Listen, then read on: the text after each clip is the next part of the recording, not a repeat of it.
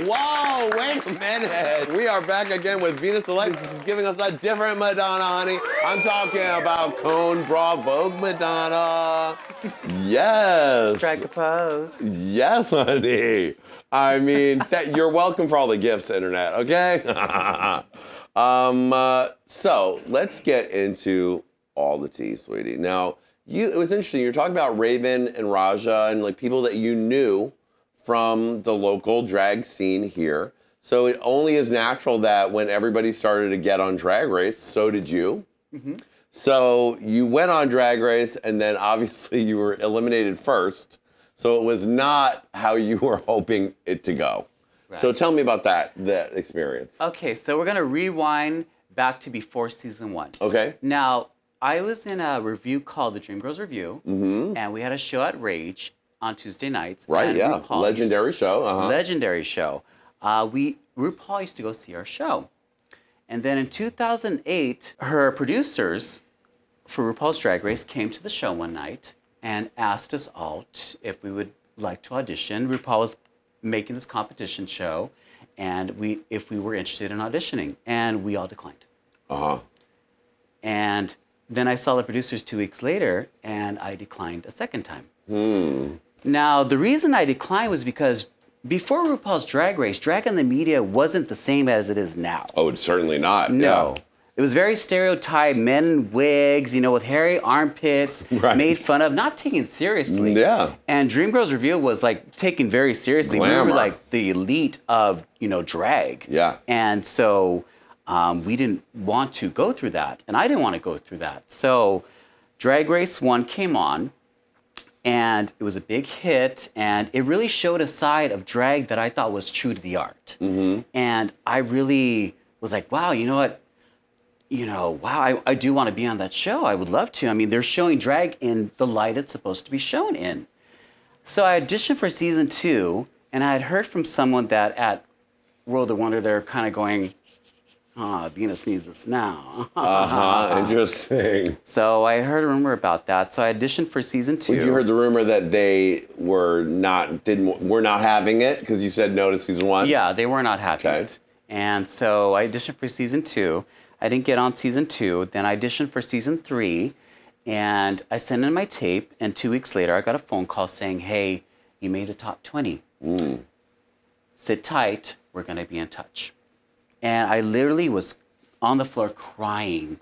I'm like, oh my God, because I had already been doing drag for 9 years. And I'm like, oh my God, everything I worked hard for is about to really just come to light. Right, to pop off on a national stage, right? Yeah, it's finally going to get recognized and appreciated. So after the phone call, I got another phone call about 2 weeks later.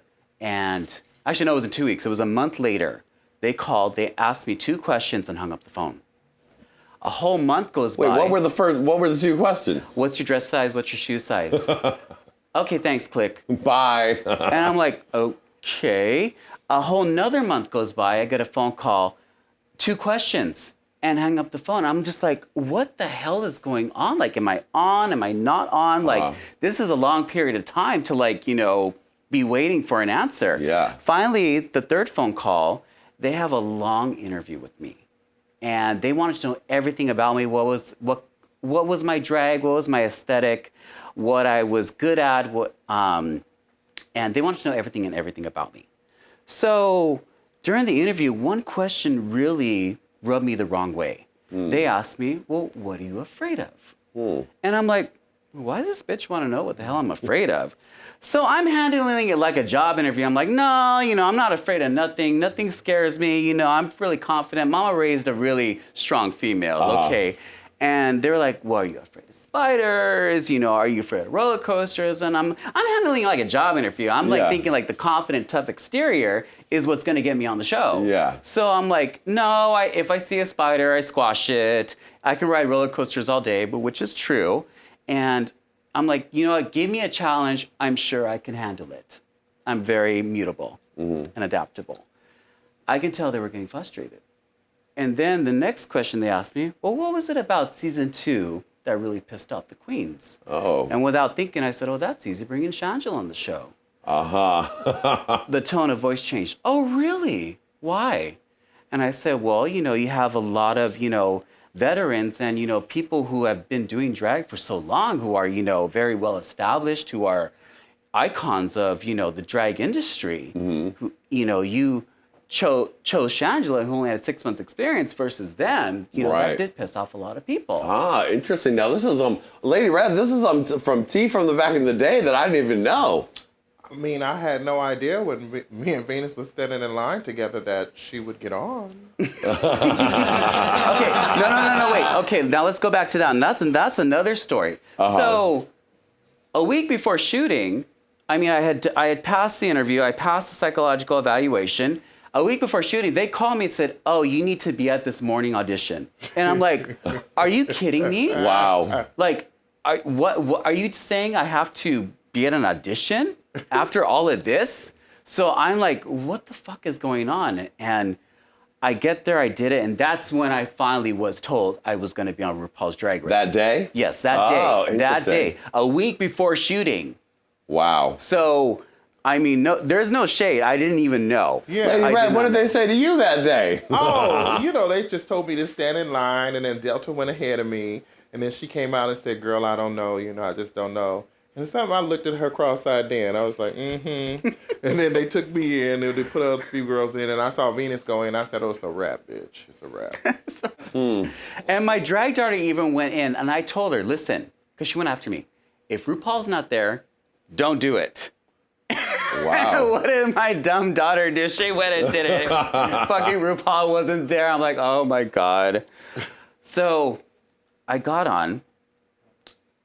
I went to go shoot, and I meet all the queens, and RuPaul comes out. I'm so in awe that I'm here. I'm like, oh my God, I can't believe I'm here. We meet RuPaul, and all of a sudden it comes out this box.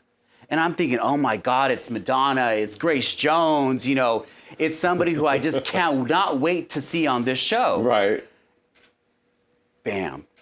Hallelujah. And so when I first see her, I'm like, okay. I'm sorry, that was just delicious. Bam. Hallelujah. Love it. So I'm thinking, okay, maybe she's making a little cameo on the show. Maybe, she's part of the episode. Right. RuPaul announces she's competing again. And it takes me back to that question that was on the interview. Right. And then I'm like, wait a minute. Wait, hold up. I smell something. And so later on the episode, you see me questioning her. Well, girl, how'd you get back on the show? What's going on? Oh, I sent my video on the show, and the producers liked it, and Now, Johnny, when she was on the show, Yes. she admitted that the producers never even saw her video. Oh, well. So. It is a reality show. Of course it is. They want to pull stunts and make things happen, right? Of course. So. But that pissed you off. That pissed me off. First of all, you're like, I told them earlier that I didn't want no Shangela, and then there she was. Pretty much. So then, Shangela gets in the bottom two. I get in the bottom two, and I did the lip sync. And now, I had not remembered this lip sync until I watched it again last night. Venus, honey, that was quite a lip sync. Mortal Kombat. It was like, I thought there was no touching allowed in this. But y'all, you were right on top of her for that. It was. Well, here's the thing. If you watch season 2, when Shangela lip synced against Sahara, Shangela plays dirty. Oh. So I already knew that about her. Okay. That when she lip synced, she's like, bam, bam, blah, blah. Sure. She plays dirty. So I had to also take on that as well, you know. This is like, when Drag Race is still its beginning. Yes. So, didn't have a million 14-year-olds hold you accountable for any time you were mean or did anything weird. Exactly. So also, it was a parody. It was a parody cat fight. So you went hard for that lip sync. Right. There was like something, you put something over her and you grabbed her and you pulled her down. Well, here's the thing. It's a 5.5-minute song. It was edited down to 2 minutes. I mean, there was wonderful moments that weren't you like getting on top of Shangela. Yes. On the top of the stage, I jumped and landed in the splits. I literally was like, fuck this, tally ho. Landed in the splits. They cut that out.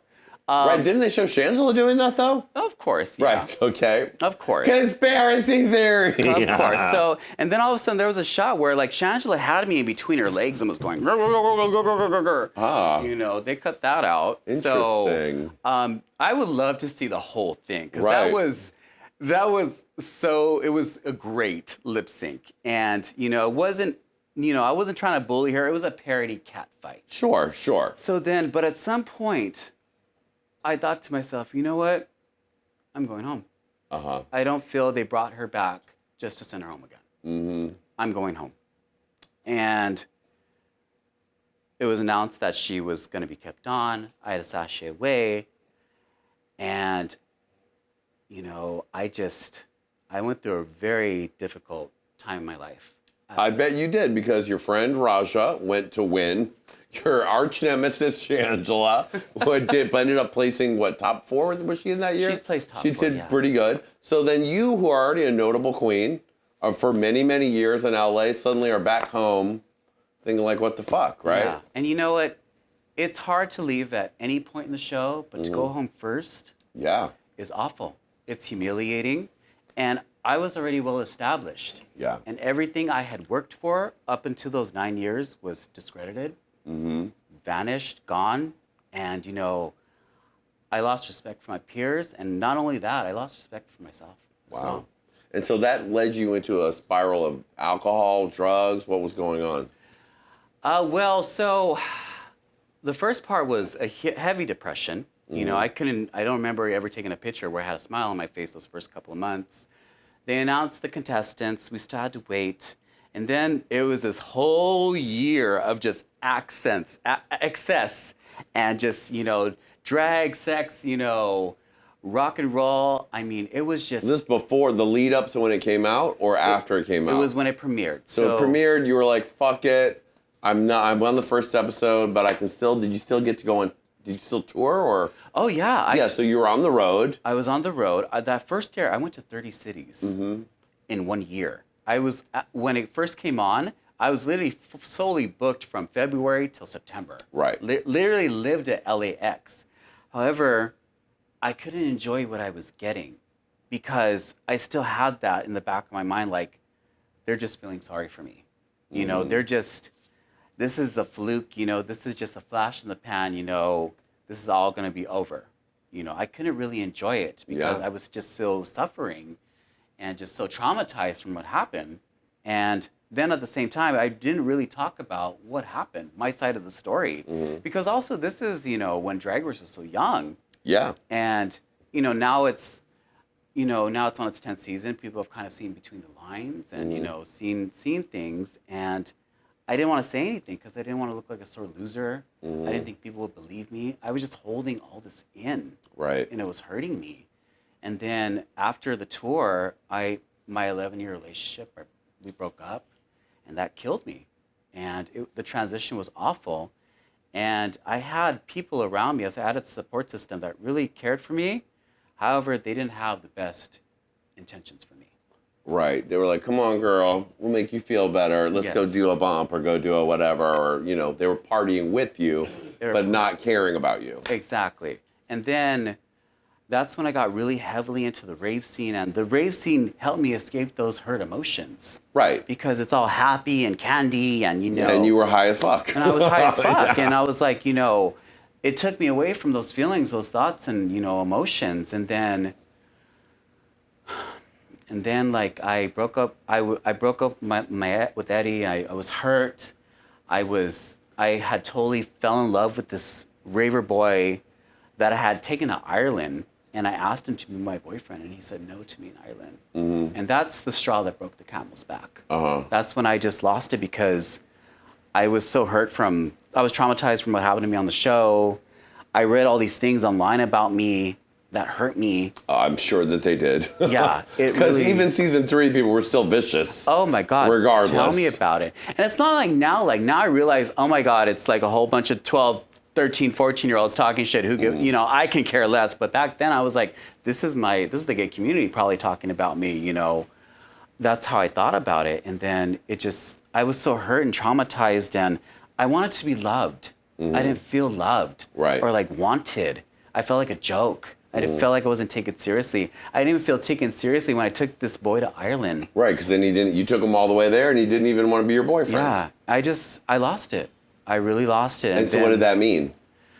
I just fell into this big spiral of substance abuse, of drugs, of alcohol, and I was taking everything and anything that was given to me that would have taken away the pain. I was taking. So did it get? Because there's levels of drugs. Did you get like meth bad or like? Everything. I was literally fear and loathing in Las Vegas. Right, so you were just doing whatever drugs it took. Yeah, to escape the pain. Exactly. Like Monday was ecstasy. Tuesday was meth. Let's see.